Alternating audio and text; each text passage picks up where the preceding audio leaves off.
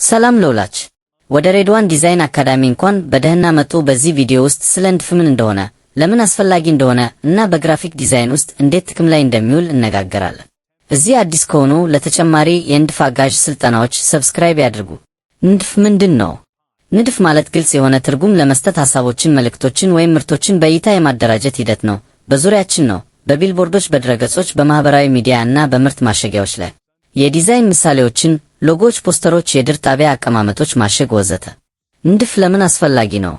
ጥሩ ዲዛይን ንግዶች ደንበኞችን እንዲስቡ፣ መረጃን በቀላሉ እንዲረዱ ያደርጋል። አልፎ ተርፎም በስሜቶች ላይ ተጽዕኖ ያሳድራል። ስለምትወደው የምርት ስም አስብ። አርማው፣ ቀለሞቹ እና ዘይቤው ሁሉም ጠንካራ ስሜት ለመፍጠር አብረው ይሰራል። በግራፊክ ዲዛይን ውስጥ የንድፍ ዕቃዎች፣ ምርጥ ንድፎችን ለመፍጠር እንደ ዋና ዋና ክፍሎችን መረዳት ያስፈልግዎታል። የቀለም ቲዮሪ፣ ቀለሞች ስሜትን እና የምርት ስምን እንዴት እንደሚነክ። ታይፕግራፊ፣ ቅርጻ ቁምፊዎችን የመምረጥና የማደራጀት ጥበብ። አቀማመጥ እና ቅንብር፣ ክፍሎችን በእይታ ማራኪ በሆነ መንገድ ማደራጀት። መዝገድ። አሁን ንድፍ ምን እንደሆነ እና ለምን አስፈላጊ እንደሆነ ታውቃላችሁ። በሚቀጥለው ቪዲዮ ወደ የቀለም ንድፈ ሐሳብና ለዲዛይኖቹ ትክክለኛዎቹን ቀለሞች እንዴት እንደሚመርጡ በጥልቀት እንገባለን። ስለዚህ ሰብስክራይብ አድርጉ፣ ሌሎች ሼር አድርጉ፣ ላይክ ማድረጋችሁን ትርሱ። ባይ ባይ።